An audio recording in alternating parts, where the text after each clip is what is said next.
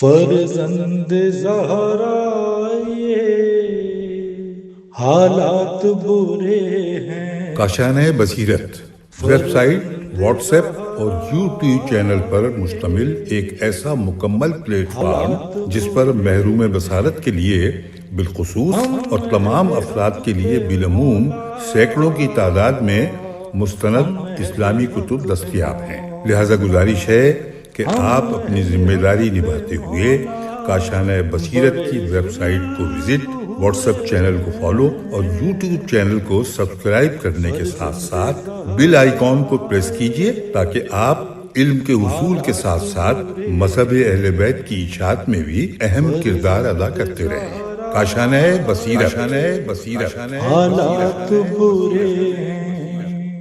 اعوذ باللہ من الشیطان الرجیم، بسم اللہ الرحمن الرحیم۔ کاشانۂ بصیرت کے قابل احترام سامعین کرام، السلام علیکم ورحمۃ اللہ وبرکاتہ۔ کتاب 1001 داستان علی کی ریڈنگ کا سلسلہ جاری و ساری ہے اور ہم بہت تیزی کے ساتھ اس کتاب کے اختتام کی جانب رواں دواں ہیں۔ صفحہ نمبر 733 ہے اور اگلی ہیڈنگ ہے جاہل سے ملنے کا طریقہ۔ مہدی عباسی لعنت اللہ علیہ کے بیٹے ابراہیم نے ایک خواب دیکھا جو اس نے مامون کو اس طرح سنایا۔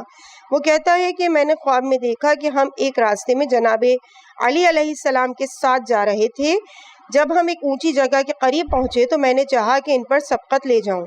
میں نے چہرہ ان کی طرف کیا اور کہا کہ آپ اپنے خیال میں شرف کے اعتبار سے خلافت کے ہمسر ہونا چاہتے ہیں، لیکن انہوں نے مجھے کوئی جواب نہ دیا۔ مامون نے پوچھا تو پھر علی نے کیا کہا؟ ابراہیم کہنے لگا اس نے مجھے صرف سلام کیا۔ مامون نے کہا چونکہ علی نے تجھے جاہل جانا ہے اس لیے جواب دینا بھی مناسب نہیں سمجھا، لہٰذا امام علی علیہ السلام نے اس ذیل کے کلام میں جو کہ ان سے منسوب ہے فرمایا، جس کی فطرت پاکیزہ نہ ہو اس کی زبان سے تم اچھی بات کبھی نہیں سنو گے، جیسے وہ مثال ہے کہ برتن میں سے وہی ٹپکتا ہے جو اس کے اندر ہوتا ہے۔ اگلی ہیڈنگ مہمانداری کا طریقہ۔ ایک دن ایک شخص نے جناب امیر علیہ السلام کی دعوت کی اس کے گھر تشریف لائے۔ امام علیہ السلام نے فرمایا میں تمہاری دعوت قبول کرتا ہوں مگر اس شرط پر کہ تم 3 باتوں کا خیال رکھو گے۔ نمبر 1 یہ کہ دعوت کی خاطر گھر کے باہر سے کوئی چیز نہیں لاؤ گے۔ نمبر 2 یہ کہ ماحضر پر اکتفا کرو گے اور خود کو تکلف میں نہیں ڈالو گے۔ نمبر 3 یہ کہ اس دعوت کے ضمن میں اپنے اہل و عیال پر سختی اور ظلم نہیں کرو گے۔ اس شخص نے عرض کیا کہ مولا میں وعدہ کرتا ہوں کہ 3 باتوں کا بہت خیال رکھوں گا۔ اس وقت حضرت نے اس کی دعوت قبول کر لی۔ اگلی ہیڈنگ ہے تنگ دستی کے عوامل۔ روایت میں ہے کہ ایک شخص نے حضرت امیر المومنین علیہ السلام کی خدمت میں تنگی معیشت کی شکایت کی تو امام نے فرمایا تمہاری تنگ دستی شاید اس وجہ سے ہو کہ تم گرہ دار قلم سے لکھتے ہو۔ اس نے عرض کیا کہ مولا ایسا نہیں ہے۔ فرمایا پھر شاید ٹوٹی ہوئی کنگھی سے اپنے بال سنوارتے ہوگے۔ عرض کیا نہیں آقا۔ فرمایا شاید ایسا ہوتا ہو کہ اپنے سے عمر میں بڑے کے آگے آگے چلتے ہو، یعنی اس کی بزرگی کا خیال نہ رکھتے ہو۔ عرض کیا نہیں مولا۔ پھر فرمایا پھر شاید تم طلوع فجر کے بعد سو جاتے ہوگے۔ عرض کیا نہیں۔ فرمایا کہ شاید تم ماں باپ کے حق میں دعائے خیر نہیں کرتے۔ عرض کیا کہ مولا ایسا ہی ہے۔ اس وقت امام نے فرمایا تنگ دستی دور ہونے کے لیے ماں باپ کے حق میں دعائے خیر کبھی نہ بھولو۔ پھر فرمایا کہ میں نے جناب رسول خدا صلی اللہ علیہ وآلہ وسلم سے سنا ہے کہ ماں باپ کے حق میں دعائے خیر ترک کر دینا انسان کو تنگ دستی میں مبتلا کر دیتا ہے۔ اگلی ہیڈنگ ہے استغفار اور طلب بخشش۔ جناب مولائے کائنات علیہ السلام کے سامنے کسی شخص نے کلمہ استغفر اللہ کہا تو حضرت نے فرمایا تیری ماں تیرے سوگ میں بیٹھے۔ کیا جانتے ہو کہ استغفار کے معنی کیا ہیں؟ استغفار بہت بلند مرتبہ چیز ہے۔ اس کلمے کے 6 معنی ہیں۔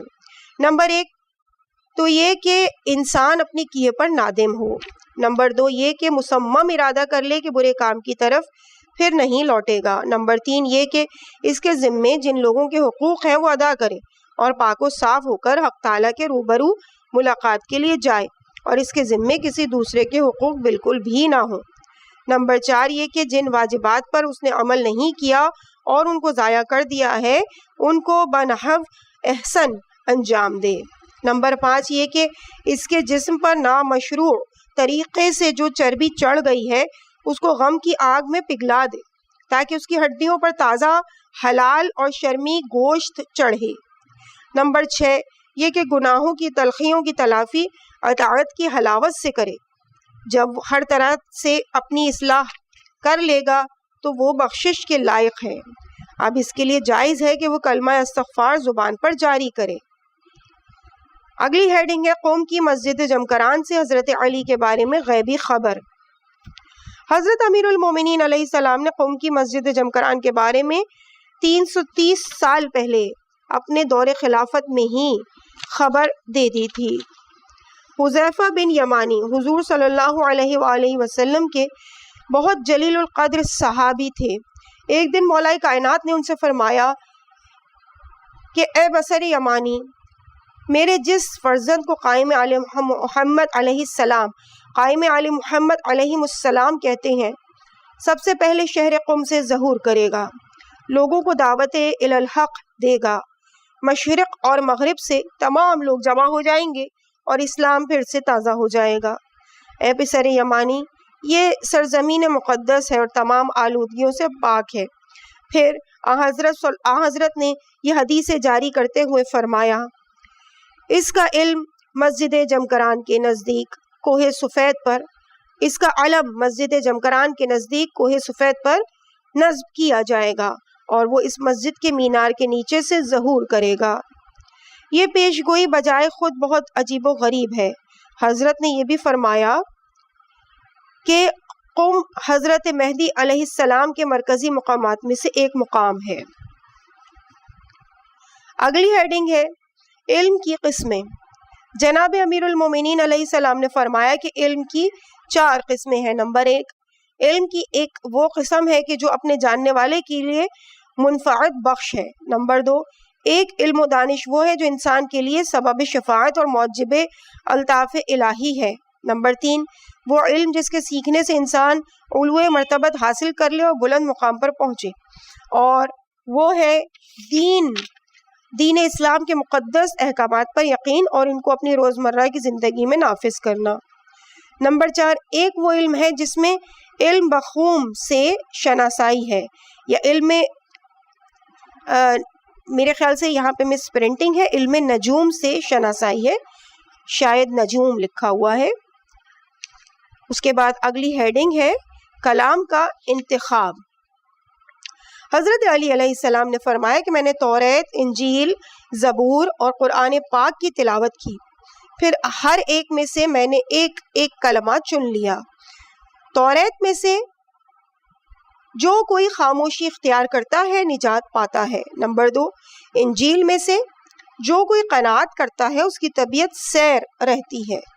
نمبر 3 زبور میں سے جو کوئی اپنی خواہشات کو ترک کر دیتا ہے وہ آفات سے امان میں رہتا ہے۔ نمبر 4 قرآن مجید میں سے جو کوئی خدا پر توکل کرتا ہے بس خدا اس کے لیے کافی ہے۔ اگلی ہیڈنگ ہے بلندی طبع۔ حضرت امیر المومنین علیہ السلام کی علو طبع سے متعلق اشعار ہیں، ان کا ترجمہ پیش خدمت ہے۔ پہاڑوں کی چوٹیوں سے بھاری بھاری پتھر اٹھا کر لانا میرے لیے زیادہ محبوب اور آسان ہے بجائے اس کے کہ میں کسی کا احسان اٹھاؤں۔ لوگ مجھ سے کہتے ہیں کہ محنت سے کمانا شکستہ حالی کا باعث ہے، جبکہ میں کہتا ہوں کہ کسی کے آگے ہاتھ پھیلانا عار اور ذلت کا باعث ہے۔ اسی کے نور سے دنیا روشن ہے، یہ ایسا لطیف حسن ہے جسے زیور کی حاجت نہیں۔ اور بریکٹ میں لکھا ہوا ہے شاہ نعمت اللہ ولی، یعنی ان کے اشعار ہیں۔ اس کے بعد اگلی ہیڈنگ ہے دل کی کیفیت۔ حضرت امیر المومنین علیہ السلام فرماتے ہیں کہ ہر انسان کی دل کی 2 آنکھیں ہیں، جن کی مدد سے وہ امور غیب سے آگاہی حاصل کرتا ہے۔ اگر اللہ تعالیٰ اپنے بندے کے حق میں خیر چاہے تو اس کے دل کی دونوں آنکھیں کھول دیتا ہے۔ نیز آپ علیہ السلام نے فرمایا کہ اپنے دل کو تقویٰ کے زیور سے آراستہ کرو تاکہ نجات پاؤ، پھر صبر اور دانائی، اور پھر خوف اور امید کے زیور سے آراستہ کرو۔ لوگوں کے دل 4 قسم کے ہیں۔ نمبر 1 صدر، نمبر 2 قلب، نمبر 3 فؤاد اور لب، نمبر 3 فؤاد اور نمبر 4 لب۔ صدر اسلام کا مرکز ہے، قلب محل ایمان ہے، فؤاد مرکز معرفت ہے، اور لب حق تعالیٰ کے جائز ذکر ہے۔ اگلی ہیڈنگ ہے راہ شناخت۔ جب میرے سامنے نظریاتی مشکلات آتی ہیں تو میں سوچ و بچارہ اور تفکر کے بعد صحیح اور حقیقت سے مطابقت رکھنے والے نظریے کا انکشاف کرتا ہوں۔ میں ان لوگوں میں سے نہیں ہوں جو صاف اور رائے نہیں ہیں تاکہ دوسرے کی تقلید میں ادھر ادھر سے پوچھتے پھریں، بلکہ میں فکر و بیان کے اعتبار سے ایک تجربہ کار شخص ہوں جو گزشتہ قیاسات کے مطابق آئندہ کے لیے پیش بینی کرتا ہے۔ جو رتبے میں ساقی کوثر ہے، مرد شجاع فاتح خیبر ہے، نسبت میں داماد پیغمبر ہے، اور اللہ کے ولیوں کا ولی ہے۔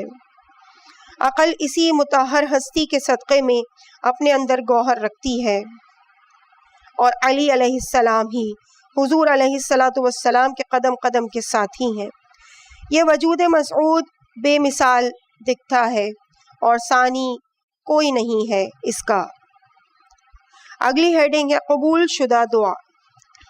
رات کا آخری پہر تھا کہ حضرت علی علیہ السلام اپنے فرزند امام حسن علیہ السلام کے ہمراہ خانہ کعبہ میں مناجات اور عبادت کے لیے تشریف لائے۔ اچانک مولا نے انتہائی دل سوز آواز سنی۔ دیکھا تو ایک شخص انتہائی سوز و گراز کے ساتھ خانہ کعبہ کے پاس گریہ ازاری کے ساتھ ساتھ خدا کے حضور سے طلب کر رہا تھا۔ مولا نے امام حسن سے فرمایا کہ اس مناجات کرنے والے کے پاس جاؤ، دیکھو کہ کون ہے اور اس کو میرے پاس لے آؤ۔ امام حسن اس کے پاس گئے، دیکھا کہ ایک جوان شخص ہے جو پرسوز آہوں کے ساتھ مشغول مناجات الہی ہے۔ آپ نے فرمایا اے جوان، رسول صلی اللہ علیہ وآلہ وسلم کے چچا زاد جناب امیر المومنین تجھے بلاتے ہیں، وہ تجھ سے ملاقات کرنا چاہتے ہیں، ان کی دعوت قبول کرو۔ چنانچہ وہ جوان لنگڑاتا ہوا بڑے اشتیاق سے مولا کی خدمت میں آیا۔ جناب امیر نے فرمایا کہ تمہاری کیا حاجت ہے؟ اس جوان نے کہا حقیقت تو یہ ہے کہ میں اپنے باپ کو آزار دیا کرتا تھا، اس نے مجھ پر نفرین کی تو میرا نصف بدن شل ہو گیا ہے۔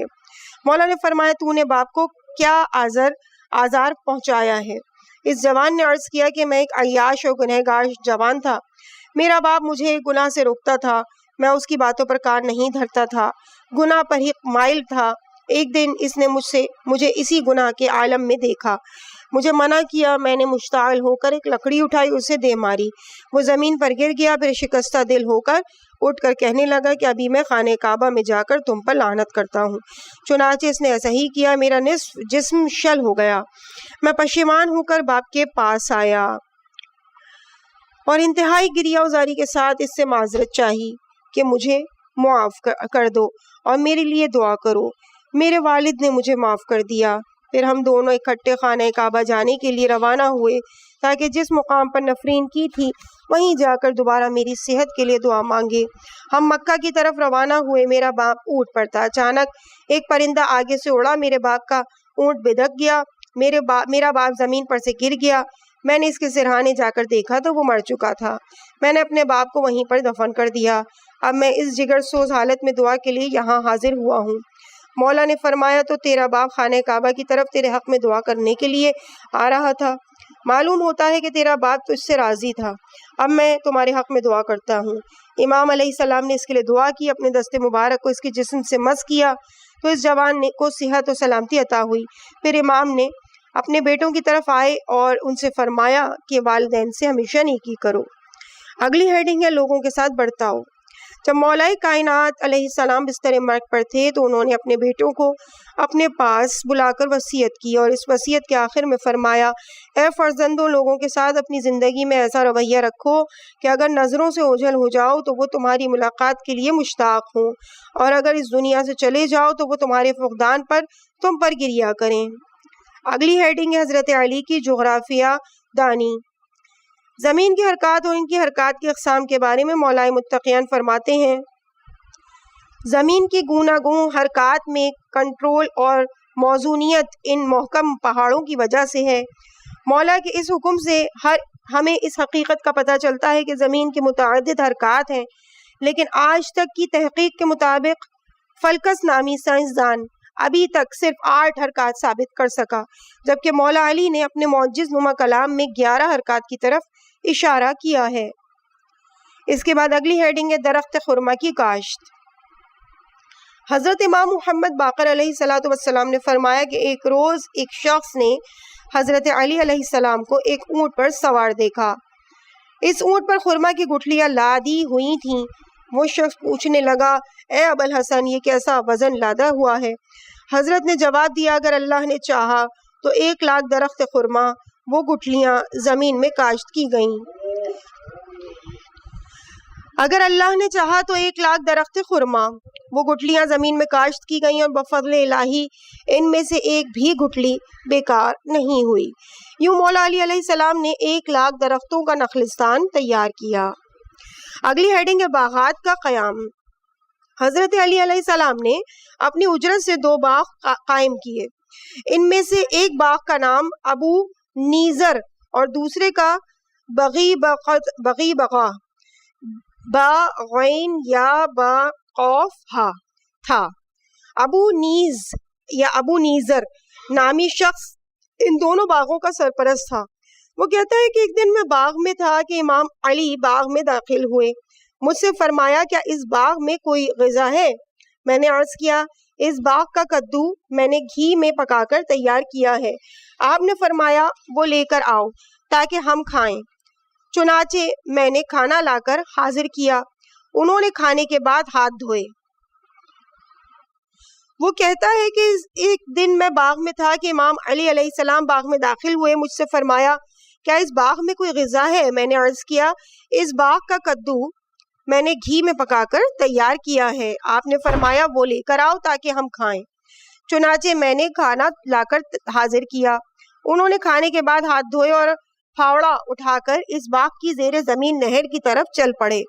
اس نہر کی زمین کو ہموار کرنا شروع کر دیا، یہاں تک کہ ان کی پیشانی پر پسینہ آ گیا۔ ایک بار اس سے باہر نکلے، دوبارہ زمین ہموار کرنا شروع کر دی۔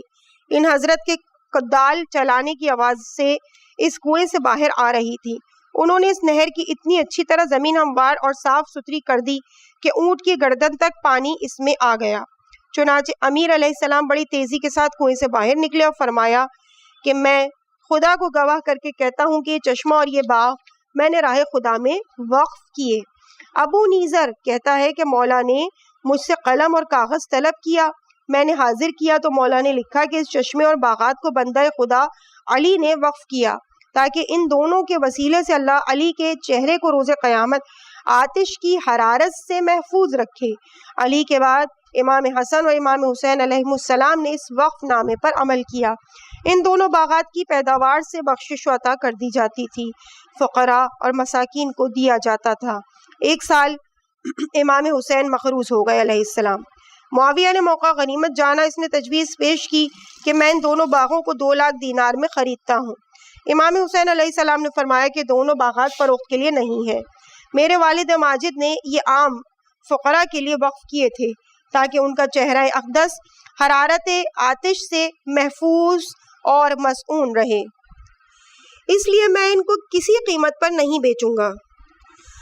امیر المومنین علیہ السلام نے یہ دونوں معروف باغات چشمہ ابی نیزر اور چشمہ بغیغا کو وقف کر دیا تھا تاکہ ان باغات کی رقم فقراء اور مدینہ کے درماندہ حال لوگوں کا ذریعہ معاش ہو اور ان پر صرف کی جا سکے۔ اگلی ہیڈنگ ہے حضرت زہرا سلام اللہ علیہا کے وقف شدہ باغات۔ ابو بصیر کہتا ہے کہ حضرت امام محمد باقر علیہ السلام نے مجھ سے فرمایا کہ کیا میں تمہیں وصیت جناب سیدہ سلام اللہ علیہا سناؤں؟ میں نے عرض کیا جی ہاں، میں سننا چاہتا ہوں۔ امام محمد باقر علیہ السلام نے وہ خط نکالا اور پھر مزارِ ہفت گانا سے متعلق وقف نامہ اس طرح پڑھا۔ یہ وصیت فاطمہ دختر پیغمبر صلی اللہ علیہ وآلہ وسلم کی۔ یہ وصیت 7 باغ وقف کرنے سے متعلق ہے۔ نمبر 1 عواف، نمبر 2 دلال، نمبر 3 برقہ، نمبر 3 مسیب، نمبر 5 حسنہ یا حسنہ، نمبر 6 صوفیہ، نمبر 7 مال ام ابراہیم۔ ان باغات کی تولیت میں ابو الحسن علی ابن ابی طالب باغات کی تولیت میں ابو الحسن علی ابن ابی طالب علیہ السلام کے سپرد کرتی ہوں۔ ان کے بعد یہ تولیت یا تولیت حسن و حسین علیہ السلام سے ہوتی ہوئی میرے فرزندوں تک پہنچے گی۔ اس وصیت پر خدا گواہ ہے، اسی طرح مقداد اور زبیر بھی گواہ ہیں، گواہی دیں گے، اور یہ وصیت علی ابن ابی طالب نے لکھی ہے۔ اگلی ہیڈنگ ہے دعائے ختم قرآن۔ حضرت امیر المومنین علیہ السلام جب قرآن مجید ختم کرتے تو یہ دعا مانگا کرتے، اے خدا قرآن کے طفیل مجھے شرح صدر عطا کر دے، اور قرآن کے صدقے میں مجھے اپنی بندگی میں مشغول کر دے، اور قرآن کے صدقے میں میری آنکھوں میں روشنی عطا کر، اور قرآن کے صدقے میں میری زبان کو رواں کر۔ اگلی ہیڈنگ ہے اپنے خاندان کو ہدایت کرو۔ حضرت علی ابن ابی طالب علیہ السلام نے جناب کمیل رضی اللہ تعالی عنہ سے فرمایا کہ اپنے گھر والوں کو حکم دو کہ اپنی شخصیت اعلیٰ ترین اخلاق اور مکرم صفات میں سے آراستہ کریں، اور راتوں کی تاریکی میں نیاز مندوں کی حاجات پوری کریں۔ قسم ہے اس خدا کی جس کی سماعت تمام آوازوں کو احاطہ کیے ہوئے ہے، جو کوئی دوسروں کے دلوں میں سرور و شادمانی پیدا کرتا ہے تو خدا تعالیٰ اس سرور سے ایسا لطف پیدا کرتا ہے کہ جب غم و اندو اس شخص پر ہجوم کرے تو وہی لطف پروردگار دل سے غم کا اثر اس طرح دھو ڈالتا ہے جیسے کوئی سیلاب پہاڑوں کی ڈھلانوں سے اونٹوں کے فضلے بہا لے جاتا ہے۔ اگلی ہیڈنگ ہے اہل زمانہ خود کو پہچانو۔ جناب امیر المومنین علیہ السلام نے اپنے فرزند دلبند امام حسن علیہ السلام کو اس طرح نصیحت کی، میرے عزیز بیٹے، عقل انسان کی دوست اور حلم و بردباری اس کی وزیر اور معاون ہے، اخلاق مہربان باپ کی طرح اور صبر و شکیبائی اس کا بہترین لشکر ہے۔ میرے بیٹے، عاقل کو چاہیے کہ اپنے کاموں میں انتہائی تدبر سے کام لے، زبان کو اپنے اختیار میں رکھے، اپنے زمانے کے لوگوں کے بارے میں پوری طرح معرفت رکھتا ہو۔ میرے بیٹے، خالی ہاتھ ہونا بجائے خود مصیبت ہے، اس سے بدتر انسان کے جسم کی بیماری اور اس سے بھی بدتر انسان کے دل کی بیماری ہے۔ دولت اور مال اور متاع ایک نعمت ہے، لیکن اس سے بڑھ کر نعمت انسان کی سلامتی جسم ہے، اور اس سے بھی بڑھ کر دل کے تقوی کی نعمت ہے۔ میرے بیٹے، مومن کی اوقات کے 3 حصے ہیں۔ ایک حصے میں وہ اپنے خدا کے ساتھ راز و نیاز کرتا ہے، دوسرے حصے میں وہ اپنے کاموں اور نفس کے محاسبے میں صرف کرتا ہے، تیسرے حصے میں اپنے نعمات سے استفادہ کرتا ہے جو خدا نے اس کے لیے جائز اور حلال قرار دی ہیں۔ چنانچہ ہر مومن کو وقت کے ان تینوں حصوں پر بہت اور کافی توجہ دینی چاہیے۔ اگلی ہیڈنگ ہے حضرت علی علیہ السلام کی شیریں گفتگو امام حسن کے ساتھ۔ محمد بن طلحہ نے ابو نعیم سے روایت کی ہے کہ ایک روز جناب امیر المومنین علیہ السلام اپنے فرزند ارجمند امام حسن علیہ السلام سے میٹھی میٹھی باتیں کر رہے تھے۔ وہ سوال کرتے جاتے تھے اور امام حسن علیہ السلام جواب دیتے جاتے تھے۔ جناب امیر المومنین نے فرمایا، اے بیٹے، رشد و صلاح کے کیا معنی ہیں؟ جناب حسن نے عرض کیا، برائیوں کو بڑے احسن طریقے سے درمیان سے نکال لینا۔ پوچھا، شرف کیا ہے؟ جواب دیا، اپنے عزیزوں کو اپنے سائے تلے رکھنا اور ان کی خطاؤں سے درگزر کرنا۔ فرمایا، مروت کیا ہے؟ جواب دیا، عفت نفس اور سائل کو عطا کرنا۔ سوال کیا، باریک بینی اور غور و خوض کیا ہے؟ فرمایا، کم زیادہ چھوٹے بڑے ہر چیز میں بہت احتیاط سے کام لینا۔ پوچھا، کمینہ پن کیا ہے؟ عرض کیا، اپنے آرام کا خیال رکھنا اور دوسروں کو رنج و مصیبت میں ڈالنا۔ پوچھا، کرم کیا ہے؟ عرض کیا، ہر حال میں خواہ تونگری ہو یا درویشی، راہ خدا میں بخشش و عطا کرنا۔ پوچھا، بخل کیا ہے؟ جواب دیا، دنیاوی سرمایے میں اپنے لیے شرف ڈھونڈنا۔ پوچھا، برادری کیا ہے؟ جواب دیا، ہر حال میں برابری، خواہ تنگ دستی ہو خواہ آسائش ہو۔ شاید کہ یہاں پہ اس کے بعد لکھا ہوا ہے پوچھا خوف کیا ہے؟ عرض کیا دوست پر حملہ آور ہونا اور دشمن سے بھاگنا۔ پوچھا غنیمت کیا ہے؟ جواب دیا غنیمت تقوی اور پرہیزگاری کی طرف رغبت ہے۔ پوچھا بردباری کیا ہے؟ کہا اپنی ذات پر نگاہ رکھنا اور غصہ پی جانا۔ پوچھا بے نیازی کیا ہے؟ کہا اپنے حصے پر قناعت کرنا۔ پوچھا گدائی کیا ہے؟ کہا ہوس پرستی اور مال دنیا کی آرزو کرنا۔ سوال کیا کہ مناعت کیا ہے؟ فرمایا احترام نفس کا خیال رکھنا۔ سوال کیا کہ ذلت کیا ہے؟ جواب دیا کہ حوادث زمانہ سے جزا فضا کرنا۔ پوچھا حماقت کیا ہے؟ کہا محفلوں میں اپنی داڑھی سے کھیلنا۔ کہا کہ جرت کیا ہے؟ جواب دیا کہ بغیر خوف و ہراس کے دشمن سے نبرد آزمائی کے لیے چل پڑنا۔ پوچھا کہ بیہودہ غم کیا ہے؟ کہا بیکار باتیں کرنا۔ پوچھا کہ عظمت کیا ہے؟ کہا تنگ دستی اور استطاعت کے دنوں میں برابر بخشش کرنا۔ پوچھا کہ عقل کیا ہے؟ جواب دیا کہ سنی ہوئی باتوں کو پلے باندھ لینا۔ سوال کیا کہ جہالت کیا ہے؟ جواب اپنے پیشرو کو حقیر سمجھنا اور اس کی نافرمانی کرنا۔ پوچھا کہ روشنائی کیا ہے؟ کہا کہ نیکی کی مدد سے آگے بڑھنا اور برائیوں سے دور رہنا۔ کہا کہ احتیاط کیا ہے؟ جواب دیا کہ اپنے ماتحتوں کے ساتھ حسن خلق سے پیش آنا۔ سوال کیا کہ غفلت کیا ہے؟ جواب مسجدوں کو خیرآباد کہہ دینا اور دنیا کے کمینے لوگوں کے پیچھے بھاگنا۔ پوچھا کہ بے وقوفی کیا ہے؟ کہا کہ کمینہ پن اور گھٹیا پن۔ پوچھا کہ حرمان کیا ہے؟ جواب دیا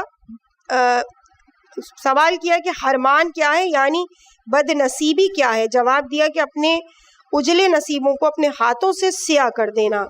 سوال کیا کہ سید کون ہے؟ جواب جو اپنی زبان سے اپنے گھر اور قبیلے والوں کو کاٹ دار الفاظ سے بچا کر رکھے۔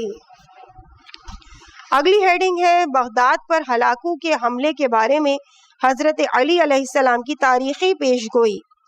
علامہ ہلی اپنے والد سدید الدین یوسف بن المطہر سے نقل کرتے ہیں کہ جب ہلاکو خان نے پوری دنیا کو تسخیر کی نیت سے حملہ کیا تو کوفہ، حلہ، کربلا اور نجف اشرف ہلاکو کے قتل عام سے اس وجہ سے محفوظ رہے کہ جب ہلاکو کو اپنے لشکر کے ساتھ بغداد شہر سے باہر پہنچا تو عوام کی اکثریت اطراف و اکناف میں فرار ہو گئی، لیکن میرے والد اور سید بن طاؤس اور ابی الغراء یہ تینوں شیعوں کی نابغہ روزگار علمی شخصیات ہیں۔ انہوں نے فیصلہ کیا کہ ہلاکو کو ایک خط لکھیں۔ چنانچہ انہوں نے خط لکھا جس میں انہوں نے صریحاً ہتھیار ڈال دیے تھے۔ وہ خط شہر بغداد سے باہر اس وقت پہنچا جبکہ محاصرہ ہو چکا تھا۔ یعنی ہلاکو نے فوراً فرمان جاری کیا کہ خط کے جواب میں لکھو کہ آپ 3 لوگ شہر حلہ کے بزرگ ہیں اور سبھی لوگ آپ کے اختیار میں ہیں، لہٰذا آپ میرے ساتھ میرے پاس آئیں۔ اور یہ جوابی خط ہلاکو نے اپنے 2 سپاہیوں کے ذریعے بھجوایا۔ جب خط پہنچا تو سید ابن طاؤس اور ابی الغراء نے خط کا مضمون پڑھا تو ہلاکو کے پاس جانے کو تیار نہ ہوئے، لہٰذا میرے والد نے کہا کہ میں ان دونوں قاصدوں کے ساتھ جانے کو تیار ہوں۔ جب میرے والد ہلاکو کے پاس گئے تو ان کے ہاتھ میں ایک مکتوب تھا۔ مغول بادشاہ یا مغل بادشاہ نے بڑی حیرت سے کہا کہ تم نے کیسے جرت کی کہ یہاں آؤ، اور تم نے خط بھی لکھا جبکہ شہر بغداد ابھی فتح نہیں ہوا تھا۔ میرے والد نے جواب میں کہا کہ خط لکھنے میں ہوشیار رہنا اور میری آمد میں کسی قسم کا خوف و خطر محسوس نہ کرنا، کیونکہ نہج البلاغہ کے خطبہ زہرا زا واو را الف حمزہ میں حضرت علی بن ابی طالب علیہ السلام نے فرمایا کہ بغداد، تم کیا جانو کہ بغداد کیا ہے؟ وہ ایک وسیع شہر ہے جس میں جدید قسم کی مضبوط عمارات بنی ہوئی ہیں۔ بہت سے عوام وہاں سکونت پذیر ہیں اور کچھ خلفائے بنی عباس کی وہاں خلافت قائم ہوگی۔ وہ لوگوں پر ظلم و ستم کریں گے، آخر کار ایک لشکر ان پر حملہ آور ہوگا جو جوان اور مضبوط قوم ہوں گے۔ ان کی آنکھیں چھوٹی اور چہرے فراخ ہوں گے، وہ آہنی لباس میں ملبوس ہوں گے، ان کی آواز بہت گرجدار شان و شکوہ والی ہوگی۔ وہ اپنے جس شہر سے گزریں گے اس کو فتح کر لیں گے، ان کے مقابلے میں کوئی بادشاہ اپنا پرچم لے کر مقابلے کے لیے نہیں آئے گا، یعنی وہ اپنے ہر مقابل کو سرنگو کر کے چھوڑیں گے. جو کوئی ان کی مخالفت مول لے گا اس کے لیے بہت بڑی مصیبت ہوگی. جبکہ ہلاکو خان نے حضرت علی مرتضیٰ علیہ السلام کے کلام کے جواہر پارے سنے تو بالخصوص جب اپنی پے در پے فتوحات کی پیشن گوئی سنی اور اپنے گرد و پیش لشکر میں وہی علامات دیکھیں جو اس نے سنی تھیں، تو اس نے ایک خط لکھوایا کہ حضرت علی علیہ السلام کی اس پیشن گوئی کے صدقے میں میں نے شہر حلہ، شہر کوفہ، شہر نجف اور شہر کربلا کو ان کے ساکنین سمیت عفو عام میں قرار دیا. وہاں کے عوام قتل ہونے سے اور قید کیے جانے سے محفوظ رہیں گے. اس کے بعد ہلاکو نے حضرت علی علیہ السلام کی پیشن گوئی کے مطابق حکم دیا کہ شہر بغداد پر حملہ آور ہو جاؤ اور مستعصم باللہ جو کہ عباسی سلسلے کا آخری خلیفہ ہے اس کو بری طرح قتل کرو، دردناک سزائیں دو. اس پیش گوئی کی سچائی پوری دنیا پر آشکار ہوئی اور عاشقان علی علیہ السلام کے ایمان میں اضافے کا موجب بنی. عزیز سامعین، اس مقام پر ہم ریڈنگ کے اس پارٹ کو یہیں پر روکتے ہیں، مکمل کرتے ہیں اور صفحہ نمبر 749 تک ہم پہنچ چکے ہیں. اس کے بعد کی ہیڈنگ ہوگی پیغمبر صلی اللہ علیہ وآلہ وسلم کے راز نسبت کا بیان امام علی علیہ السلام کے توسط سے، جو کہ ہم انشاءاللہ اگلے پارٹ میں، جو کہ ہماری اس خوبصورت ترین کتاب کی ریڈنگ کا آخری پارٹ ثابت ہوگا، اس میں انشاءاللہ آپ کے سامنے پیش کریں گے. اور ہم اس کتاب کو بھی اگلے پارٹ میں یعنی لاسٹ پارٹ میں مکمل کر لیں گے. اور یہ بتاتی چلوں کہ اس کتاب کے کل صفحات 768 ہیں اور ہم صفحہ نمبر 749 تک پہنچ چکے ہیں. مجھے اپنی دعاؤں میں یاد رکھیے گا. والسلام علیکم ورحمۃ اللہ وبرکاتہ.